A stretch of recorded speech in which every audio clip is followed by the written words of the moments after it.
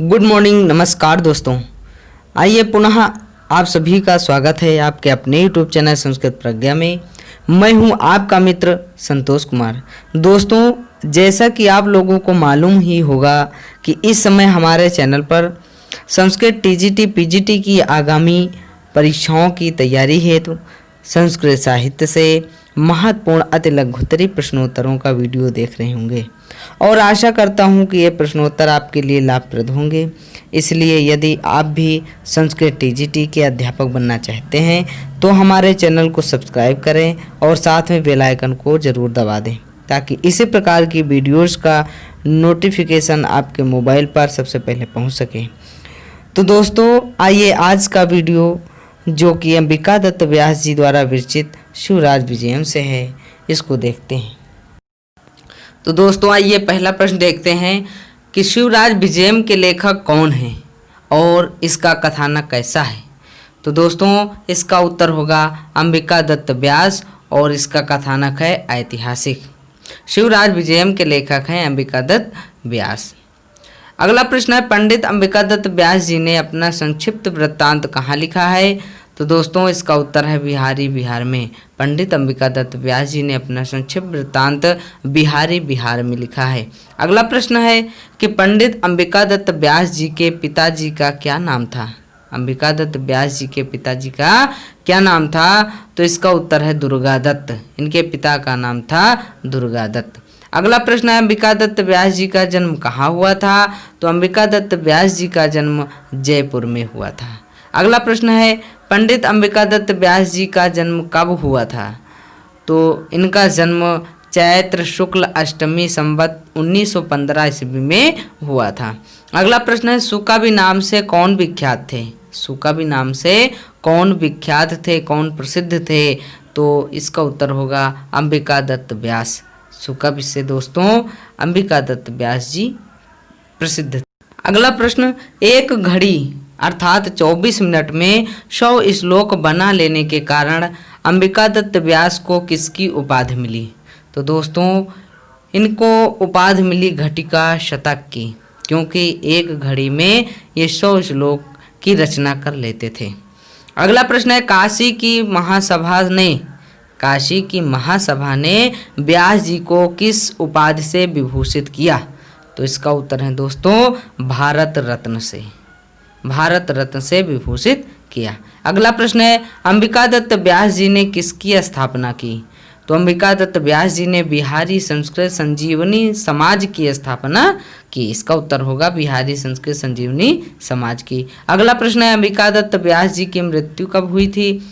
तो इनकी मृत्यु संवत 1957 ईस्वी को हुई थी। अगला प्रश्न है, संस्कृत वाङ्मय का प्रथम ऐतिहासिक उपन्यास होने का गौरव किसे प्राप्त है। संस्कृत वाङ्मय का प्रथम ऐतिहासिक उपन्यास होने का गौरव किसे प्राप्त है। तो शिवराज विजयम को। इसका उत्तर होगा शिवराज विजय। अगला प्रश्न है, महाराष्ट्र केसरी के रूप में किसका वर्णन है। तो महाराष्ट्र केसरी के रूप में शिवाजी का वर्णन है। उत्तर होगा शिवाजी। आइए अगला प्रश्न देखते हैं, गौर सिंह की बहन का क्या नाम था। गौर सिंह की बहन का क्या नाम था। तो दोस्तों, गौर सिंह की बहन का नाम था सौवर्णी। अगला प्रश्न है, शिवराज विजय में किस रस की प्रधानता है। तो शिवराज विजय में दोस्तों वीर रस की प्रधानता है। अगला प्रश्न है, शिवाजी किस गद्य काव्य के नायक हैं। शिवाजी किस गद्य काव्य के नायक हैं। तो शिवराज विजयम के। इसका उत्तर होगा शिवराज विजयम।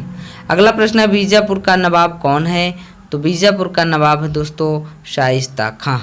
अगला प्रश्न है, शहाबुद्दीन ने भारत का प्रथम सम्राट किसे बनाया। शहाबुद्दीन ने भारत का प्रथम सम्राट किसे बनाया। तो दोस्तों, इसका उत्तर होगा कुतुबुद्दीन को। शहाबुद्दीन ने भारत का प्रथम सम्राट कुतुबुद्दीन को बनाया। अगला प्रश्न है, अफजल खान के तीनों अश्वों को मारकर 5 ब्राह्मण पुत्रों को छुड़ाने वाला वीर कौन है। तो दोस्तों, इसका उत्तर है गौर सिंह। गौर सिंह वह वीर है जिन्होंने अफजल खां के तीनों अश्वों को मारकर 5 ब्राह्मणों की रक्षा की थी। अगला प्रश्न है, विजयताम शिववीरः सिद्धयन्तु भवताम मनोरथा इति कः उक्तवान। तो दोस्तों इसका उत्तर होगा योगीराज ने, यह योगीराज ने कहा था। अगला प्रश्न है कार्यम व साधयेयम देहम व पातयेयम, यह सार गर्भित महती प्रतिज्ञा किस वीर की है। तो दोस्तों यह प्रतिज्ञा है शिवाजी की, इसका उत्तर होगा शिवाजी। अगला प्रश्न है कि शाइस्ता खां को दक्षिण देश का शासक बनाकर किसने भेजा। शाइस्ता खां को दक्षिण देश का शासक बनाकर किसने भेजा।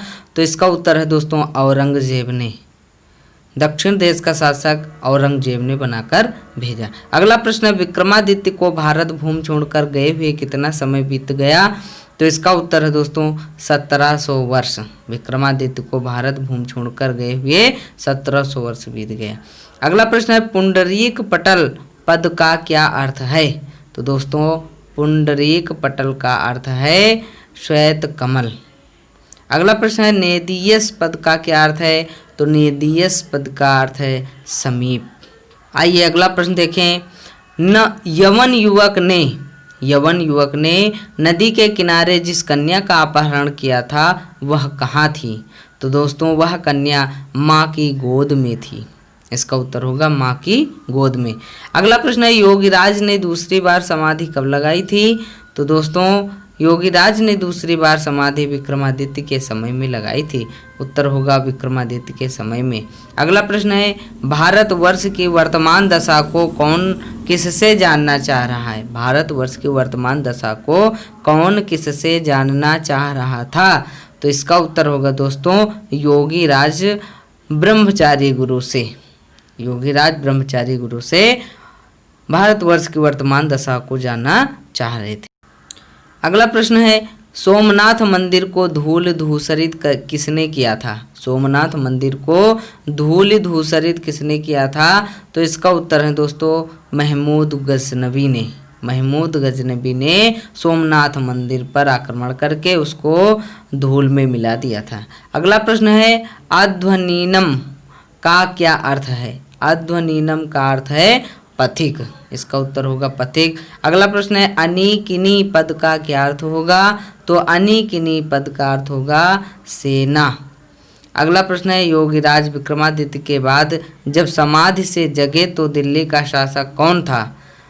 तो इसका उत्तर होगा औरंगजेब। योगीराज विक्रमादित्य के बाद जब समाधि से जगे तो दिल्ली का शासक औरंगजेब था। अगला प्रश्न है सोमनाथ मंदिर कहाँ स्थित है। तो दोस्तों बहुत ही आसान प्रश्न है कि सोमनाथ मंदिर कहाँ स्थित है। तो सोमनाथ मंदिर गुजरात में स्थित है। अगला प्रश्न है बीजापुर के शासक की आज्ञा से शिवाजी के साथ युद्ध करने कौन आ रहा था। तो शिवाजी के साथ युद्ध करने अफजल खां आ रहा था, इसका उत्तर होगा अफजल खां। अगला प्रश्न है सोमनाथ मंदिर में लटकने वाला विशाल घंटा कितने मन के स्वर्ण श्रृंखलाओं में लटकता था। तो यह इसका उत्तर होगा 200 मन। यह 200 मन के स्वर्ण श्रृंखलाओं में लटकता था। अगला प्रश्न है न अहम मूर्ति विक्रीडामि किंतु भिनद्भि इति कस्य वचनम इदम। इसका उत्तर है महमूद गजनबी। महमूद गजनबी दोस्तों कहता था कि मैं मूर्तियों को बेचता नहीं हूँ किंतु उनको तोड़ता हूँ, ऐसा महमूद गजनबी कहता था। अगला प्रश्न है शिवराज विजयम के अनुसार कन्या के अपहरणकर्ता यवन युवक की आयु लगभग कितनी थी। तो यवन युवक की आयु थी 20 वर्ष, उत्तर होगा 20 वर्ष। अगला प्रश्न है शिवराज विजयम के अनुसार गौर सिंह की आयु क्या थी। तो शिवराज विजयम के अनुसार गौर सिंह की आयु थी 16 वर्ष। अगला प्रश्न है यवन युवक द्वारा अपहरण की गई कन्या की आयु क्या थी। तो कन्या की आयु लगभग 7 वर्ष थी। अगला प्रश्न है जंगल में अचानक भालू के आ जाने से यवन युवक कन्या को छोड़कर किस वृक्ष पर चढ़ गए। तो इसका उत्तर होगा दोस्तों शालमली वृक्ष पर। जंगल में अचानक जब भालू आ जाता है तो यवन युवक कन्या को छोड़कर शालमली वृक्ष पर चढ़ जाते हैं। अगला प्रश्न है अकुपारतलम। अकुपारतलम पद का क्या अर्थ है। तो अकुपारतलम पद का अर्थ है सागर तल। अगला प्रश्न है ब्रह्मचारी गुरु की कुटिया के पूर्व दिशा की ओर क्या है? तो ब्रह्मचारी गुरु की कुटिया की पूर्व दिशा की ओर एक सरोवर है। अगला प्रश्न है गौर सिंह को फूल तोड़ने से कौन मना करता है? गौर सिंह को फूल तोड़ने से श्याम बटू मना करता है, क्योंकि दोस्तों गौर सिंह बाद में जगता है, श्याम बटू पहले ही फूल को तोड़कर रख लेता है। अगला प्रश्न है कि शिवराज विजयम का प्रारंभ कब होता है? शिवराज विजयम का प्रारंभ दोस्तों सूर्य के वर्णन से होता है। अगला प्रश्न है रोलंब कदम पद का शब्दार्थ क्या है? रोलंब कदम पद का शब्दार्थ क्या है? तो इसका उत्तर होगा भ्रमर समूह। अगला प्रश्न है शिवाजी के माता पिता कौन हैं? तो शिवाजी के माता पिता का नाम है जीजाबाई और शाहजी भोसले। माता का नाम है जीजाबाई और पिता का नाम शाहजी भोसले। तो दोस्तों ये थे हमारे शिवराज विजयम से जो अंबिका दत्त व्यास जी द्वारा विरचित एक ऐतिहासिक उपन्यास है। दोस्तों आशा करता हूँ कि हमारा वीडियो आप लोगों को पसंद आया होगा और यह आगामी 2020 में आने वाली टीजीटी की जो परीक्षा होगी उसमें बहुत ही महत्वपूर्ण वीडियो हो सकता है। तो कृपया दोस्तों इसको अंत तक ज़रूर देखें और यदि चैनल पर नए हैं तो प्लीज़ चैनल को सब्सक्राइब कर लें और अपने दोस्तों में यह वीडियो शेयर करें। तो दोस्तों आज इतना ही। नमस्कार। नमः संस्कृताय। जय तु संस्कृतम। वंदे मातरम।